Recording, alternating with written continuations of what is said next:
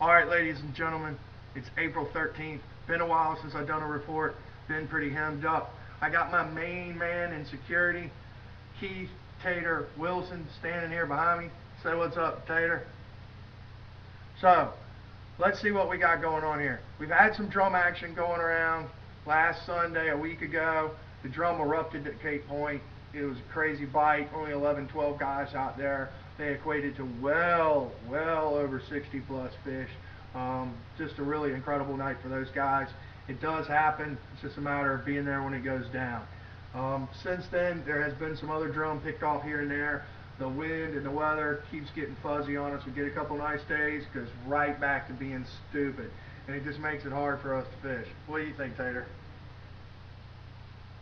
So, anyways, we keep moving along. We hit this past weekend, caught some more drum out there. There was about 5 or 6 fish taken Friday night that I know about. There might have been a few more.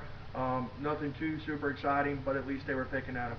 The bluefish they were catching, nice sized fish, 18, 22 inches. So they were good for frying if you're into, getting those bluefish and cooking those up. Sea mullet and blowtoads are around. They're not having a problem finding them, but I just don't think they're catching that many numbers just yet. But they are around and being caught. Our boy Big Dave managed to pop a nice sized drum down at Hatteras Inlet, and his son Wyatt managed to catch an undersized striper, go figure, that they released. So, there is still plenty of life going around. 4, and I mean 4 citation drum caught off of Avon Pier yesterday. We did have some water that got around us that looked like on the infrared water temperatures that was in the 65 to 70 degree range that pushed around the north side of Cape Point and had made its way up that direction. So to hear about those fish was a little shocking, but at the same time made a little sense with what those water temps had done to the north of us just a little bit here from Buxton. But one quick thing I want to touch on real quick is, here for about the last year or so, it's been kind of funny with this Outer Banks Angler TV program.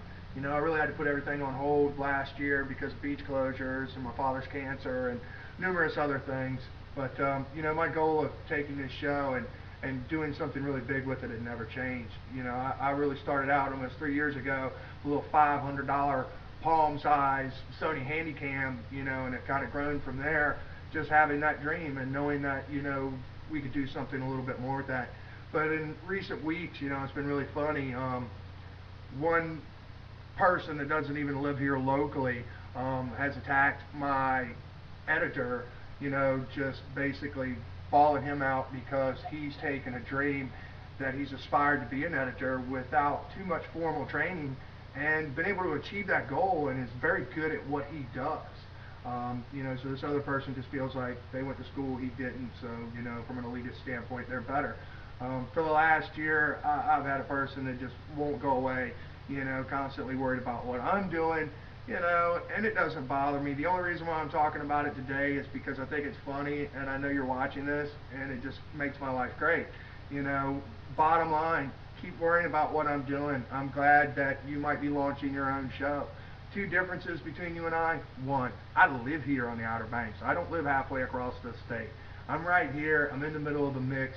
I work with my community and I'm trying to build that community. This is much bigger than just having a show. This is about, putting Outer Banks on the map, not about using the Outer Banks name to try to make money for myself.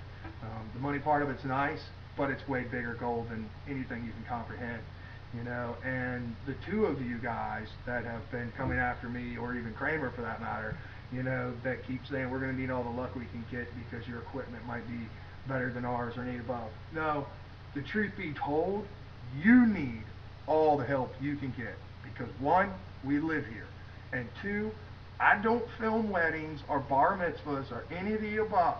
Now Kramer, to offset his, editing stuff, he does, but I don't. I live, sleep, eat, and dream about fish. And I'm on enough prescribed medication to stop an elephant, but it's hardly enough to get me 4 to 5 hours of sleep a night because my conscious brain does not shut down. The wheels constantly turn, and I plan on going out there and jackhammering things that you can't even imagine doing on a day-to-day basis. Don't you agree, Tater? So, me and my head of security is going to call it a day. We've had fun. We know the fishing's going to get even better from this point on. So you should come down here and join us, because we just can't wait. Ain't that right, Dee?